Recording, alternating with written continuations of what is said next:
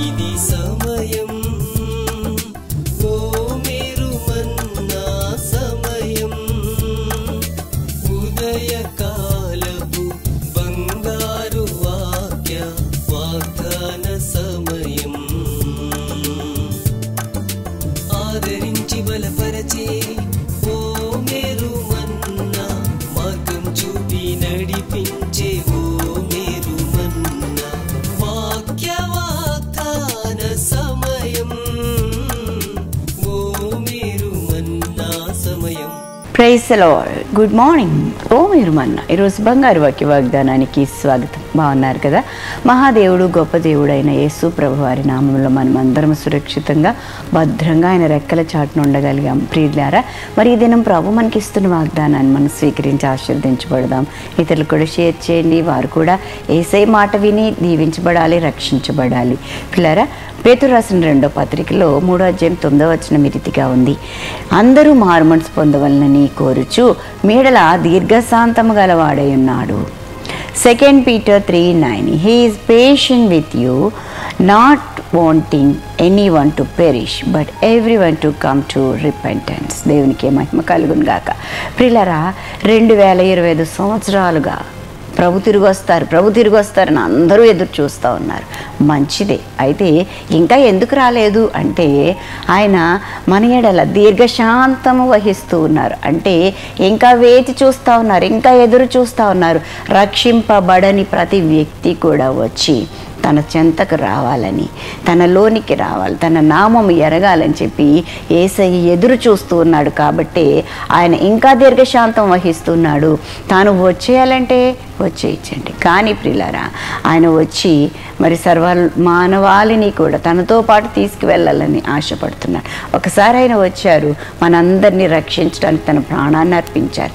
ఇప్పుడు మనలందరినీ ఆయనతో ఉండడానికి, తీసుకుని వెళ్ళడానికి తిరిగి రాబోతూ ఉన్నారు. కానీ ఆ రాకడే ఇంకా దినదినము ఆలస్యం అవుతుందని మనం అనుకుంటున్నాం. కానీ ప్రభుకి 2000 సంవత్సరాలు 2 రోజులుగా ఉంటాయండి.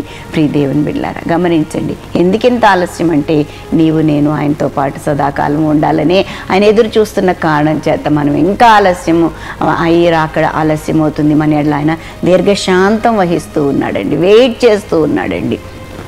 ప్రియులారా, యెహెజ్కేలు గ్రంథంలో మనం చూస్తూ ఉంటే 18వ అధ్యాయం 32వ వచనంలో మరణము నొందిన వాడు మరణం నొందుటను బట్టి నేను సంతోషించువాడను కాను, కావున మీరు మనసు త్రిప్పుకోండి, అప్పుడు మీరు బ్రతుకుదురు అని చెప్తా ఉన్నాడు. దేవునికి స్తోత్రం.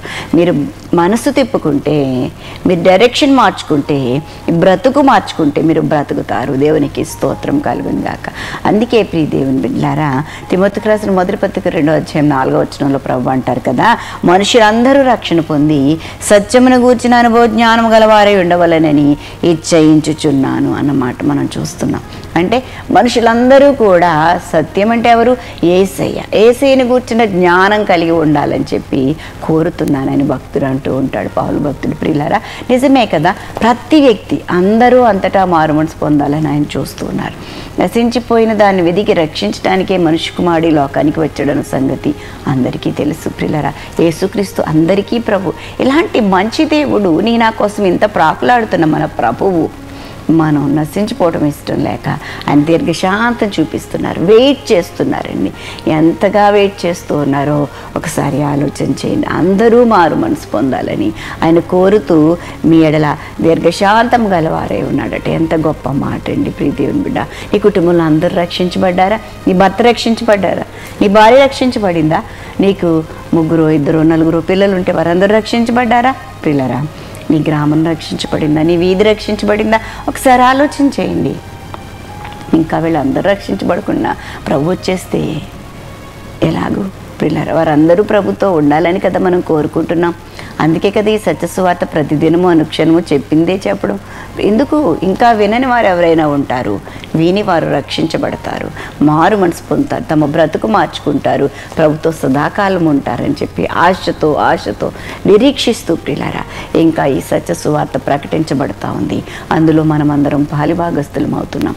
కాబట్టి ప్రభు సన్నిధిలో ఆయన ఎలాగైతే దీర్ఘశాంతం కలిగి ఓపికతో ఎదురు చూస్తున్నారో అందరి కోసము, నీవు నేను కూడా నీ వారందరూ రక్షించబడాలి. నీ స్నేహితులు, బంధువులు, హితులు, ప్రియులరా, ఇంకా రక్షణకు దూరంగా ఉన్న ప్రతి ఒక్క బిడ్డ రక్షించబడాలని మనం ఎదురు చూడాలి, ప్రార్థించాలి, ప్రయాసపడాలి, సువార్తను ప్రకటించాలి. సమయం అనక అసమయం అనక ప్రభును గూర్చి చెప్పగలగాలి. అలాంటి కృపచేత పరిశుద్ధాత్మ దేవుడు మనలందరినీ నడిపించి ఆశీర్వదించునుగాక. ఆమేన్. దేవుని బిడ్డలారా, ఇది నా బర్త్డేస్, వెడ్డింగ్ యానివర్సరీస్ జరిపించుకుంటున్న వారికి శుభాలు తెలియచేస్తున్నాను. ఈ నూతన వస్త్రంలో నూతనమైన దీవెనలు ప్రభు మీకు ప్రసాదించునుగాక. మీ కొరకు ఒక వాగ్దానాన్ని జ్ఞాపకం చేస్తాను.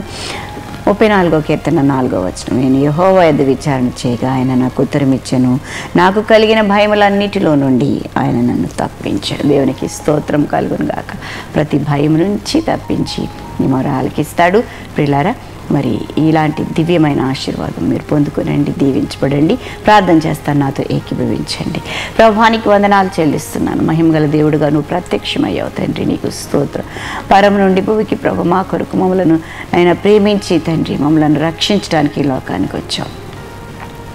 సిలువలో మా కొరకు ప్రాణం పెట్టావు తండ్రి. నాయన మరణించి సజీవుడుగా మృత్యుంజయుడుగా లేచి ఆరోహణమై వెళ్ళారు, తిరిగి రాబోతున్నారు, ఇంకా నిరీక్షిస్తున్నారు. నాయన నీవు వచ్చే సమయం కొరకు నాయన మేము ఎదురు చూస్తూ ఉన్నాం తండ్రి. అయితే ఇంకా ఆలస్యం చేస్తున్నాం.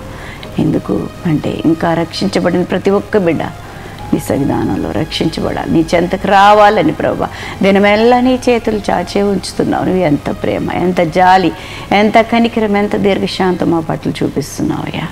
అందుకే నీకు కృతజ్ఞతాస్తుతులు చెల్లిస్తూ ఉన్నాను తండ్రి, నీకు స్తోత్రమయ్యా. ఇది దీవెనలన్నీ బిడ్డలకు అనుగ్రహించండి. ప్రయాణాల్లో, పనులలో మీ సన్ని తోడుగా ఉంచండి. నీతి న్యాయ యథార్థతలు కలిగి బ్రతకడానికి సహాయం చేయండి ప్రభా. నాయన నీకు వందలు. ఇంకెవరైనా ప్రభా చీకులో, చింతలో, భారాల్లో, కష్టంలో, వ్యాధుల్లో, నాయన శ్రమలలో, నేను అసహనంలో, అశాంతిలో మ్రగిపోతుంటే, సమస్యల్లో, కోర్టు సమస్య, సరిహద్దు సమస్యలు ప్రభా నువ్వు మేలు కొరకై జ్ఞాపకం చేసుకుని కనికరించమని, నీ కృప చూపించమని, నీ కృపగల హస్తాలకు మమ్మల్ని మేము సమర్పించుకుంటాం. మీరే పోషకుడుగా, సంరక్షకుడుగా, ఆలోచనకర్తగా ఉండండి. ఆయుష్, ఆరోగ్యము, గౌరవ ప్రభావముల చేత నింపి నడిపించండి. యేసు నామం అడిగి వేడుకుంటూ ప్రార్థిస్తున్నాం తండ్రి, ఆమేన్. మన తండ్రిని దేవుని ప్రేమ, కుమారుడైన యేసుక్రీస్తు కృప, పరిశుద్ధాత్మ దేవదేవుని అన్యోన్య సహవాసము బిడ్డలెల్లరికూ సదా తోడై ఉండునుగాక. ఆమేన్, ఆమేన్. Have a wonderful day. God bless you all.